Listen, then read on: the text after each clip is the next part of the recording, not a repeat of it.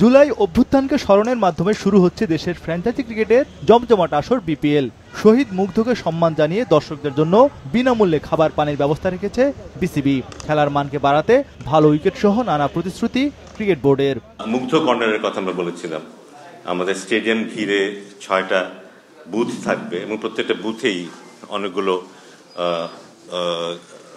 Location counter থাকবে যেন সবাই সহজেই অ্যাক্সেস করতে পারে। তবে এসবে বিপিএল এর নতুনত্ব খুঁজে পাচ্ছেন না ফরচুন বরিশালের অধিনায়ক তামিম ইকবাল। তার মতে ক্রিকেটারদের স্বার্থে কিছু যুক্ত হলেই তা বিপিএল এ নতুনত্ব আনবে। If you want to change BPL, then invest on the tournament, invest on cricket. That will only change the tournament.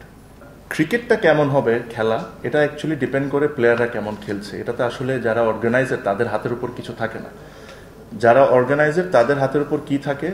To give the best of the facilities, to give the best of the wickets, to make sure you get the best commentators in the world, to make sure you get the best cameras in the world which is available, the best technologies whichever is available. এটা হলো যারা দায়িত্বে বসে আছেন তাদের কাজ।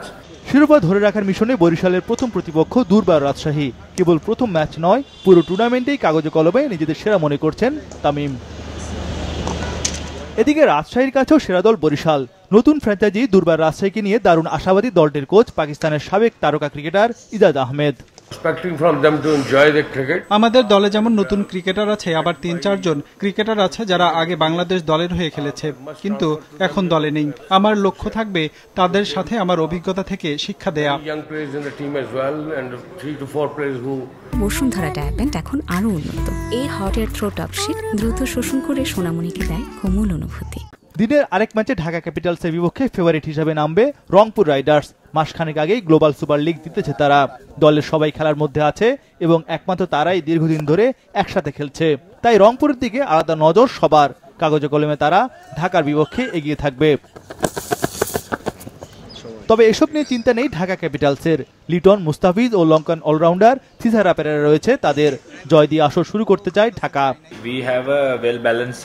আমাদের দল বেশ ভারসাম্যপূর্ণ। গত কয়েকদিন ধরেই প্রস্তুতি নিয়েছে।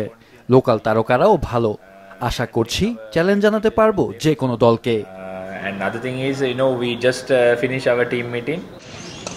সব মিলিয়ে একটি জমজমাট টুর্নামেন্টের প্রত্যাশায় রয়েছে দেশের ক্রিকেট প্রেমীরা।